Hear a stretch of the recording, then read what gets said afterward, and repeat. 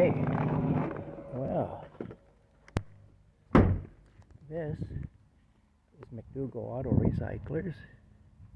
This is the place I was telling you about. The old Pontiac Parisienne. I remember driving stuff like this when I was young. These were new cars when I was young. But yeah, old Pontiac. You can see they've actually cleared a lot of stuff out of here. I don't see very much in here like I used to see, but we used to see it used to be just full of cars. But anyway, beautiful countryside. Jasper's right down that way, where that intersection there, that's the main drag of Jasper. Let's go up here and take a walk. It's a beautiful area. This part of it is. Jasper itself is pretty run down now, but you know, it's just a place that used to be a booming community, and then it fell on hard times like so many places have. But it's quite I say it's still quite a nice area up through here. Back that way is Highway 17. This way here would be Highway 29, which would take you into Brockville if you went to the end of this road and turned left. Take you into the city of Brockville. If you go to the end of this road and turn right, it'll take you back into Smith Falls, which is probably what I'll do. Some beautiful big trees here. Like I say, it's a really pretty area. I just want to show you a little more of the junkyard.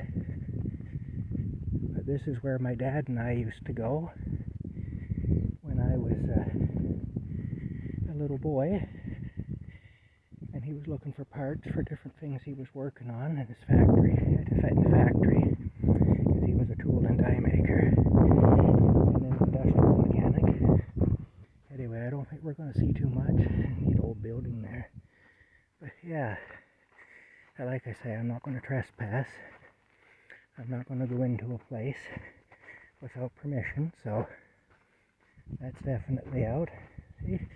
Look at this though, no trespassing by order, Ken McDougall. That's been there a few years. But yeah, Ken was a good guy. I remember Ken well. He was a friend of my dad's, and yeah, I know my dad did a lot of business with Ken McDougall over the years. In fact, we bought our mobile home from Ken McDougall because he also had a business where he sold mobile homes. In fact, there were some issues with our mobile home when we got it, and he was pretty good. I mean, if you had an issue, he was really good to look after you. And so he had to come out, and he had to have a look and see what all was going on with it and all that, you know. And anyway, when he came out, the poor guy, he tripped on our steps and broke his foot, you know. He did. But anyway, this wrecking yard, Ken McDougall started it in 1950. After the war, he took some of his back pay that he had coming to him from the army, and he started the wrecking yard here. And he kept every vehicle he had ever had here. He just kept them all. Now, see that old Pontiac there, that makes a great blocker for the gate, I'll tell you. That thing's a tank. There's nobody going to crash through that gate with that sitting there. That's the car I'd use too. But yeah, I remember those. That's around a 77 or 78 or 79, somewhere in there. I remember those when they were brand new. In fact, when they came out with that body style, they looked smaller than the ones previous. And I remember the first time I saw a car in that body style, a GM in that style. my first thought was they're making them small now. You know, that was what I thought when I saw it. Anyway, like I say, I know my dad did a lot of business here. I was all through here when I was a little kid with my dad. And again, he kept every vehicle.